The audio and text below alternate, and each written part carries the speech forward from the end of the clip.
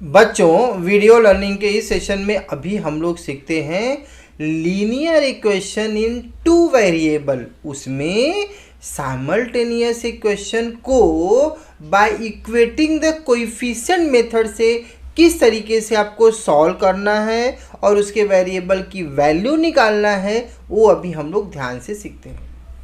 यहाँ पर आप समझने की कोशिश करो। क्वेश्चन है solve the given simultaneous equation. अब यहाँ पर मेथड स्पेसिफाई नहीं किया है। जब मेथड स्पेसिफाई नहीं किया है तो आप कोई भी मेथड यूज़ कर सकते हो, कोई प्रॉब्लम नहीं है। Try to understand. अब यहाँ पर हम लोग यूज़ करेंगे इक्वेटिंग द कोएफिशिएंट। हम लोग कोएफिशिएंट को कोई भी दो कोएफिशिएंट में से, जस्ट ट्राई टू अंडरस्टैंड, हम लोग जो हमारा वेरिएबल है, वेरिएबल का जो कोएफिशिएंट है, और अच्छे से समझो, दो वेरिएबल हमारे पास है, मतलब हमारे पास दो कोएफिशिएंट होंगे। किसी एक को इक्वेट कर दो, you can able to go ahead. For example मैं यहाँ पे क्वेश्चन ले रहा हूँ। पहला है 3a plus 5b is equal to 26। इसको मैं नंबर 1 दे देता हूँ। This is my first one. अब सेकेंड क्या होगा, a plus 5b is equal to 22। ये हो गया हमारा सेकेंड। अब आप समझने की कोशिश करो बच्चे, यहाँ पर अगर आप चेक करोगे a का कोएफिशिएंट 3 है, यहाँ a का कोएफिशिएंट कुछ नहीं है तो बाय डिफ़ॉल्ट 1 है। Try to understand. यहाँ पर b का कोएफिशिएंट 5 है और यहाँ पर भी b का कोएफिशिएंट 5 है, ऑलरेडी है, मतलब हमको बनाने की ज़रूरत नहीं है, कोएफिशिएंट इक्वल बनाने की ज़रूरत नहीं है। इस केस में अभी 5b को हमको कैंसिल करना पड़ेगा। लेकिन आप देखोगे ये दोनों साइन, यहाँ भी प्लस है, यहाँ भी प्लस है। उस केस में आप क्या करोगे, उस केस में आपको साइन चेंज करना पड़ेगा। So please be careful.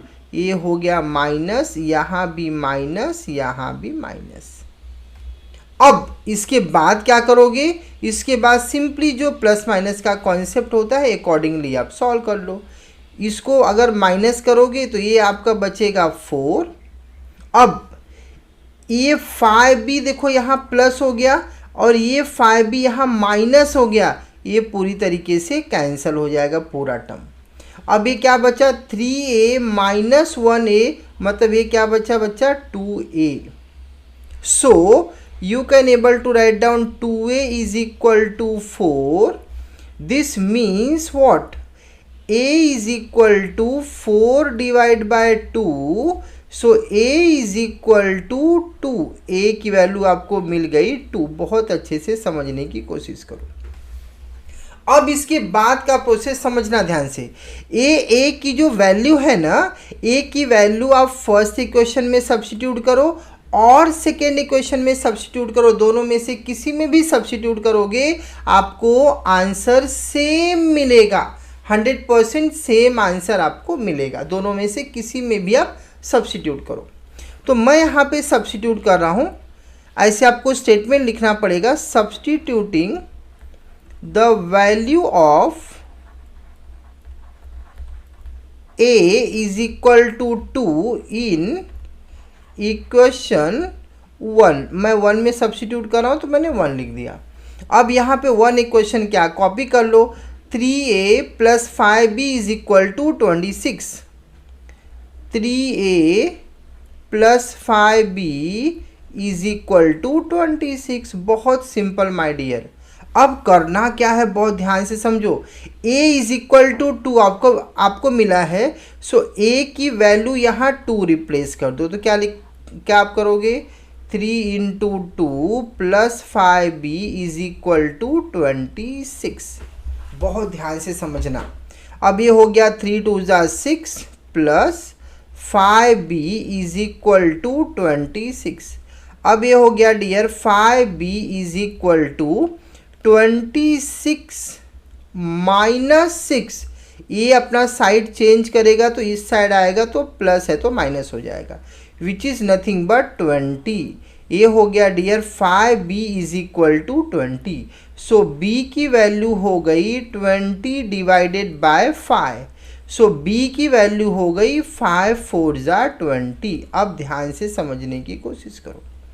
यहाँ पर माय डियर आपको a की वैल्यू मिला है 2 और आपको b की वैल्यू मिला है 4।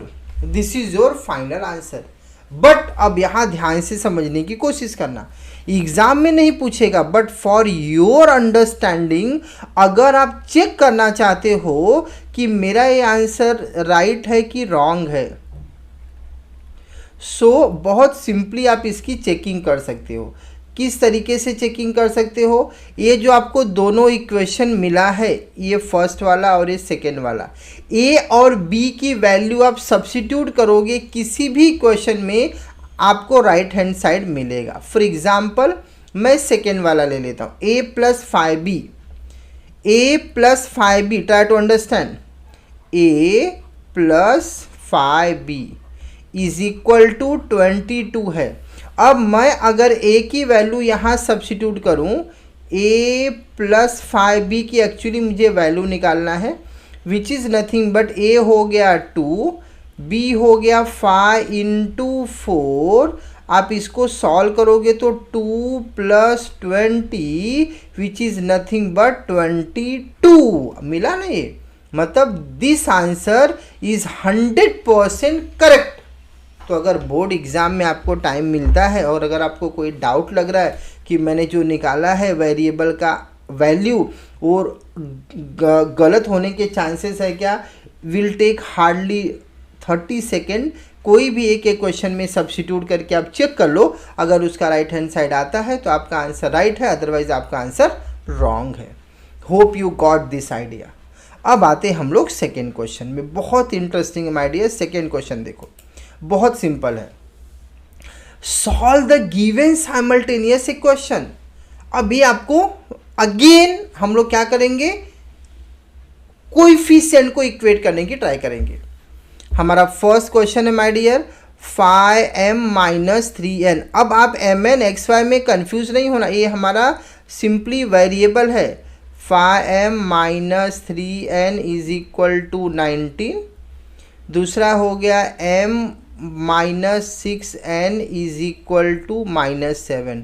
अब आप फ्री हो, you are free to use any one. आपको m और n किसी में का भी अगर आपको कोएफिशिएंट सेम करना है, आप फ्री हो सेम कर सकते हो, कोई प्रॉब्लम नहीं है। अब मैं यहाँ पर देखो, यहाँ पर m का कोएफिशिएंट 5 है, यहाँ पर m का कोएफिशिएंट कुछ नहीं मतलब 1 है। तो मैं क्या कर रहा हूँ, मैं m का कोएफिशिएंट सेम करने की ट्राई करूँगा। तो मैं ऐसा लिख रहा हूँ मल्टीप्लाइंग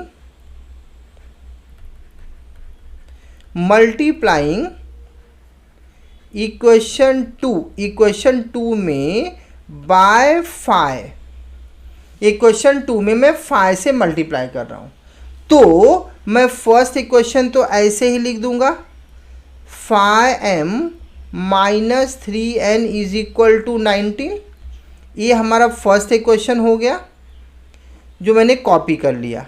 अब इस सेकेंड इक्वेशन में मैंने 5 से मल्टीप्लाई किया, ये हो गया 5m, try to understand, minus 6 5 30n is equal to 7 5 35। Try to understand. इसको चाहिए तो नया इक्वेशन है तो इसको नंबर 3 दे दो, कोई प्रॉब्लम नहीं है। अब हमारा ऐड और सब्ट्रैक्ट का प्रोग्राम चालू होगा। ये 5m दोनों का साइन सेम है तो हम लोग कैंसिल नहीं कर पाएंगे। दैट इज़ द रीज़न नीचे की साइन आपको चेंज करना है। यहाँ कोई साइन नहीं, 5m के पहले मतलब प्लस है, यहाँ माइनस है तो यहाँ प्लस कर दो, यहाँ पे माइनस है तो यहाँ प्लस कर दो। Now what you are going to get, simply आपको बहुत सिंपल तरीके से ऐड सब्ट्रैक्ट करना है। तो जब इस साइड का आप एडिंग करोगे, you are going to get 30 40 50 54, ये मिल गया 54।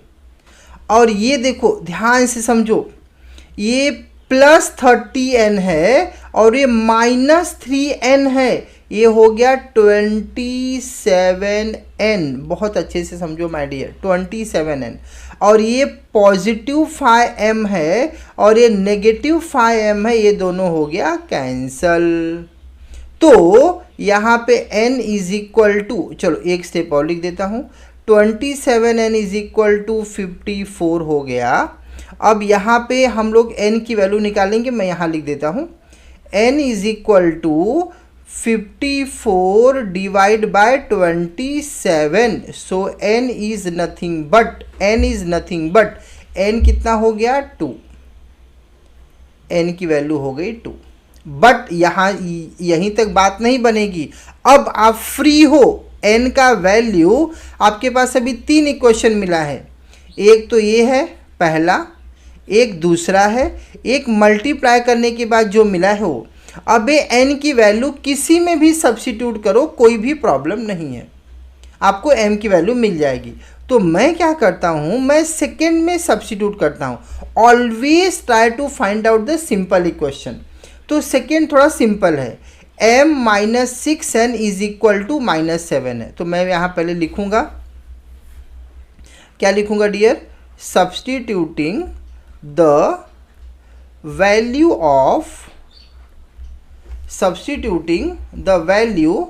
Of n is equal to 2 in equation 2।